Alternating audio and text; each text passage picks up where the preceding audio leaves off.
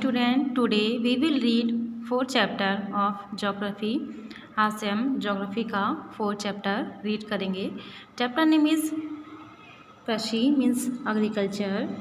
इसमें कृषि के बारे में बताया गया है कि किस तरह से कृषि को क्या आता है और कृषि हमारे कितने प्रकार की होती है। आइए, फर्स्ट इज प्राचीन काल में कृषि। Agriculture in ancient time. कृषि मानव का प्राचीनतम तथा सर्वाधिक अपनाया जाने वाला व्यवसाय है। आज भी संसार की 50% आबादी कृषि कार्य करती है। कृषि विश्व के विकासशील देशों का एक प्रमुख व्यवसाय है। ये विश्व की 50% जनसंख्या कृषि करती है, लेकिन भारत की 25% जनसंख्या अभी भी कृषि कर रही है। सभ्यता के उदय काल में ईसा से 5000 वर्ष पूर्व जीविका निर्वाह के लिए मानव ने भोजन संग्रह तथा आखेट के बाद कृषि को ही अपनाया। उर्वर मिट्टियों वाली नदी, घाटियों तथा उनके डेल्टा प्रदेश कृषि के प्रारंभिक क्षेत्र थे। कालांतर में कृषि का प्रसार शुष्क तथा शीतोष्ण क्षेत्रों में हुआ।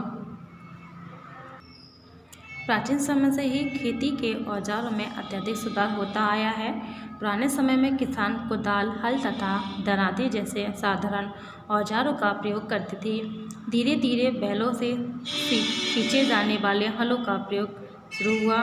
वर्तमान समय सभी विकसित देशों में मशीन पर आधारित खेती होती है। विभिन्न प्रकार के ट्रैक्टर चलित औजारों का प्रयोग किया जाता है, जिससे खेती में काम करने वाले मजदूरों और मनुष्यों की संख्या घट गई है। इन देशों में काफ़ी लोग उद्योग तथा नौकरी जैसे अन्य व्यवसाय में लग गए हैं। द नेक्स्ट इज कृषि के प्रकार, टाइप्स ऑफ एग्रीकल्चर। खेती की विधियाँ, फार्म का आकार, औजार में संयंत्र और उपयोग की जाने वाली तकनीक, उगाई जाने वाली फसलें, किसानों द्वारा पाला जाने वाला पशुधन एवं उनके बदले में उन्हें मिलने वाला लाभ आदि के आधार पर कृषि को 2 भागों में बांटा गया है। फर्स्ट इज वाणिज्यिक कृषि, सेकेंड निर्वाह कृषि। वाणिज्यिक कृषि में फसलों को व्यापार करने और बेचने के उद्देश्य से कम फसलों को उगाया जाता है, लेकिन निर्वाह कृषि में उतनी ही कृषि की जाती है जिससे कि किसी व्यक्ति अपने घर का पालन पोषण कर सके। फर्स्ट इज वाणिज्यिक कृषि, कॉमर्शियल एग्रीकल्चर। इस कृषि का मुख्य उद्देश्य उपजों को बाजार में बेचना है, इसलिए किसान क्षेत्र विशेष के अनुसार किसी विशिष्ट फसल का चुनाव करते हैं। इसे फसलों का वैश्वीकरण कहते हैं। इस तरह की कृषि 2 प्रकार की होती है, व्यापारिक अन्न प्रदान कृषि, रोपण कृषि। ये आप स्वयं रीड करेंगे दोनों। इसे पढ़ते हैं। पशुपालन के साथ खेती करने की विधि को ही मिश्रित कृषि कहते हैं। द नेक्स्ट इज निर्वाह कृषि। इस प्रकार की खेती के अंतर्गत फसलों का उत्पादन कृषक परिवार द्वारा स्थानीय उपभोग के लिए किया जाता है। अधिकतर उत्पाद अपनी उत्पत्ति स्थान पर भी उपभोग कर लेते हैं। यानी कि वाणिज्यिक कृषि में फसलों को बेचने के उद्देश्य से उगाया जाता है, लेकिन निर्वाह कृषि में उतनी ही फसल पैदा की जाती है जिससे कि किसान अपने परिवार का पालन पोषण कर सके। उसमें इसके अंतर्गत 3 प्रकार की परंपरागत खेती होती है, सघन कृषि, भ्रमणकारी पशुचारण तथा स्थानांतरण कृषि। सघन कृषि जो कंटिन्यू होती है, भ्रमणकारी कृषि एक स्थान से दूसरे स्थान पर जाकर कृषि करना, और थर्ड कृषि में स्थानांतरण कृषि यानी कि कृषि को किसी जंगल को काट कर कृषि करना, फिर वहाँ दूसरी जगह जाकर कृषि करना, उसमें हम स्थानांतरण कृषि कहते हैं। इसके आगे के पॉइंट है वो आप स्वयं रीड करेंगे। द नेक्स्ट इज प्रमुख फसलें, मेजर क्रॉप्स। विश्व की प्रमुख फसलों को खाद्यान्न और व्यापारिक नकदी फसलों में वर्गीकृत किया जाता है। फर्स्ट हमारी खाद्यान्न फसलें मीन्स फूड क्रॉप्स, जो फसलें खाने के उद्देश्य होती हैं उनको हम खाद्यान्न फसलें कहते हैं। खाद्यान्न फसलों के अंतर्गत अन्न, दालें, तिलहन, पेय पदार्थ देने वाली फसलें, कंद आदि आते हैं। मक्का, चावल, गेहूँ, जौ, बाजरा आदि प्रमुख अन्न हैं। द फर्स्ट इज गेहूँ, वीट। गेहूँ अनेक प्रकार की जलवायु दशाओं के अंतर्गत साइबेरिया से लेकर उष्णकटिबंधीय भागों तक उगाया जाता है, जबकि यह मृदु तापमान की खेती है। इसकी खेती के लिए 20 डिग्री सेल्सियस औसत तापमान तथा 40 सेंटीमीटर से 75 सेंटीमीटर मध्यम वर्षा व शीत ऋतु की आवश्यकता होती है। फसल पकने के समय आसमान साफ रहना चाहिए। मानसूनी क्षेत्रों में गेहूँ 30 सेंटीमीटर से 80 सेंटीमीटर वर्षा के अंतर्गत उगाया जाता है। इसकी खेती के लिए उर्वर दोमट मिट्टी उपयुक्त रहती है। यानी कि जब गेहूँ काटने की बारी है तो वहाँ पर आसमान साफ, आपने कभी कभी देखा होगा जब खेतों में गेहूँ कटने के लिए तैयार होता है तो कभी कभी बारिश हो जाती है जिससे कि गेहूँ की फसल नष्ट हो जाती है। भारत में गेहूँ की खेती शीतकालीन है, जो विशेष रूप से उत्तरी पश्चिम तथा मध्य भारत में उगाया जाता है।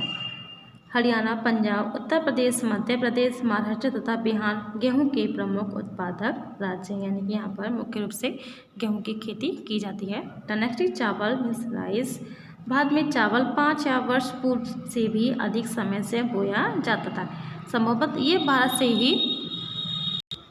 से ही अन्य देशों में पहुँचा।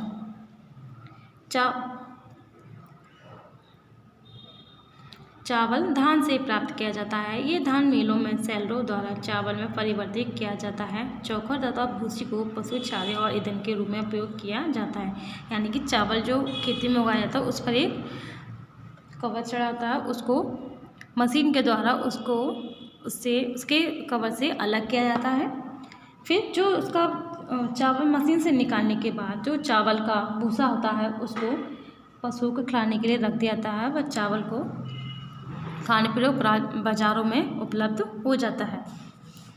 चावल को धान से अलग करने के लिए बड़े पैमाने पर श्रमिकों की आवश्यकता होती है।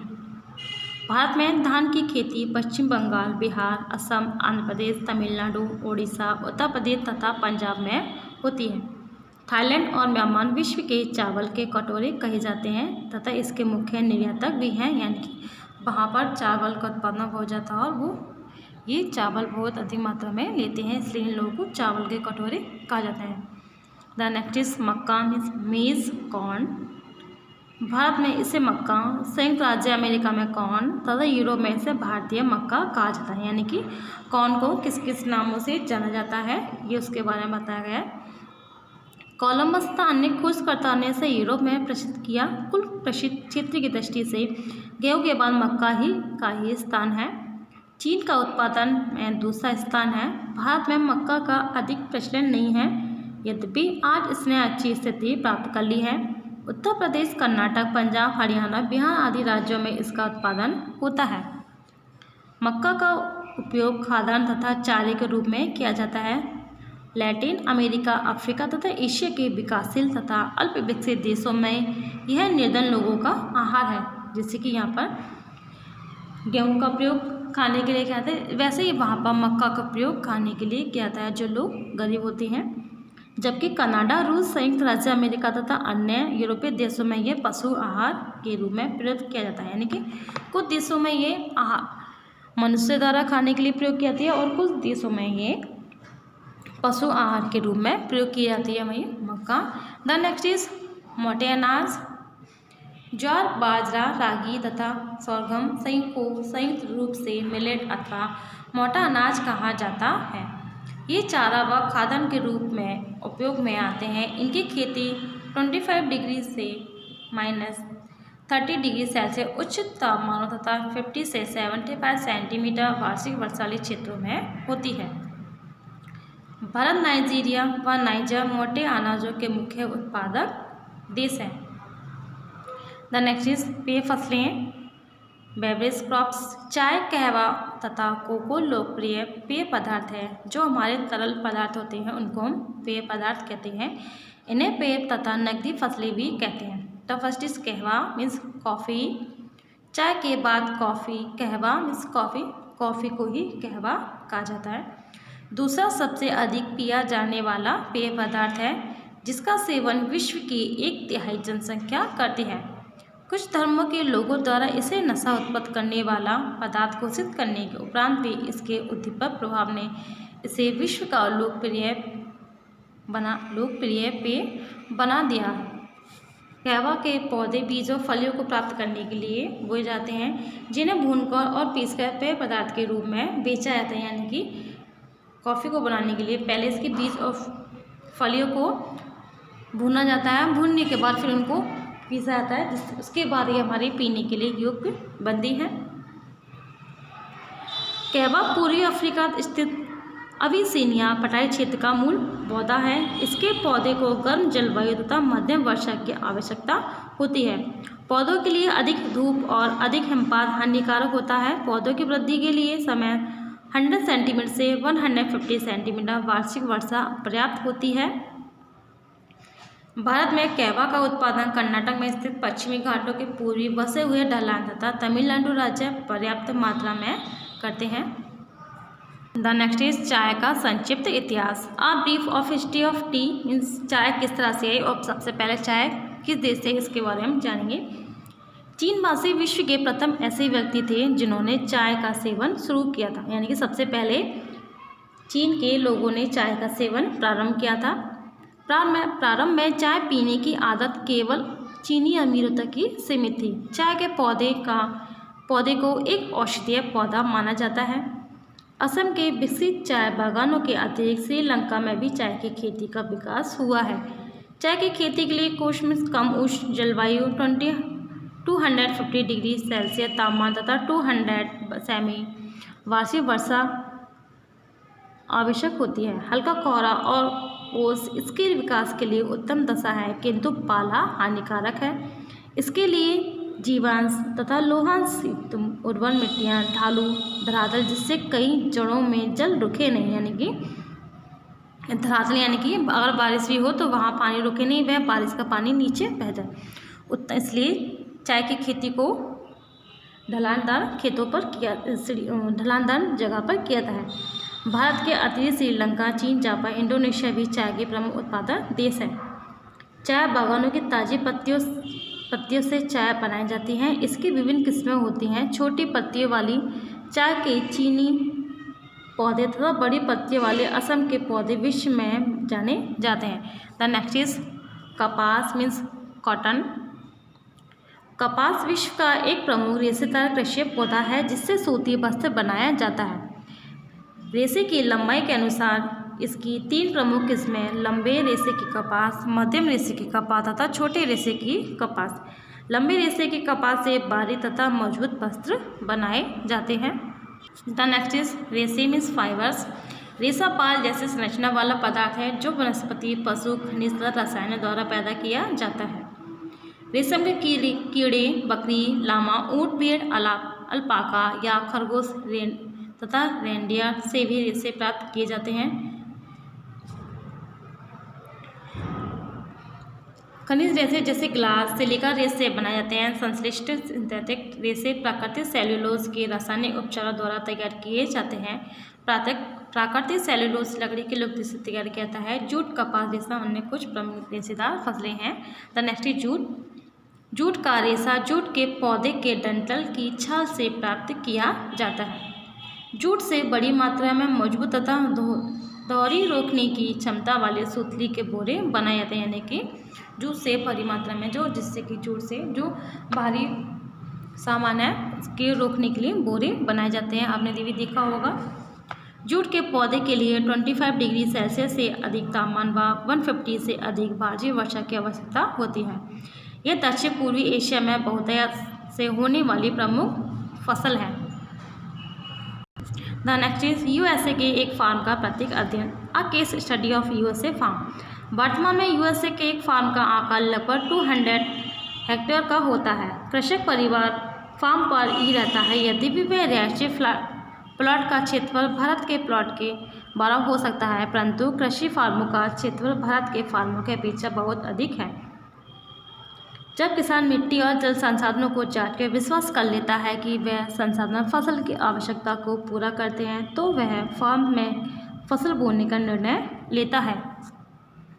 द नेक्स्ट इज भारत में कृषि विकास, agriculture development in India. Bharat में कृषि एक महत्वपूर्ण व्यवसाय है जो देश की 3/4 जनसंख्या के गुजर बसर का साधन है।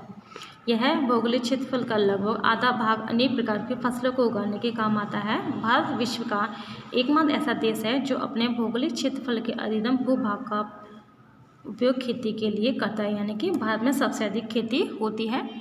स्वतंत्रता प्राप्ति के ठीक बाद से ही भारत ने भोजन की कमी की समस्या का सामना किया है। देश के विभिन्न हिस्से में अक्सर अकाल पड़ता रहता था। भारत के अधिकांश किसान जमींदार के आशा में भूमिहीन श्रमिक रहे हैं। खेती के तरीके भी परंपरागत थे। किसानों को कृषि के नए तरीकों का पर्याप्त ज्ञान नहीं था। वे खेती में अधिक धन लगाने में असमर्थ थे, इसलिए वे देश की खाद्यान्नों की बढ़ती हुई मांग को पूरा करने में असमर्थ थे। देश की आधुनिक कृषि के तरीकों को अपनाया गया। सरकार ने किसानों को सिंचाई, विद्युत तथा परिवहन जैसी अच्छी आधारभूत सुविधा उपलब्ध करवाई। किसानों को थ्रेसर, ट्रैक्टर, हार्वेस्टर जैसे कृषि यंत्र, उन्नत किस्म के बीज आदि चीज़ें कम मूल्य पर उपलब्ध कराई थी। किसानों को बैंकों से सस्ती दर पर ऋण दिलाया, यानी कि किसानों को कम ब्याज पर बैंकों से पैसा उधार दिलवाया था, जिससे कि वो अपनी खेती कर सके। भारत में कृषि फार्म एक प्रत्येक अध्ययन, ये आप स्वयं रीड करेंगे। Chapter is finish. I hope you all are understand this chapter and thank you.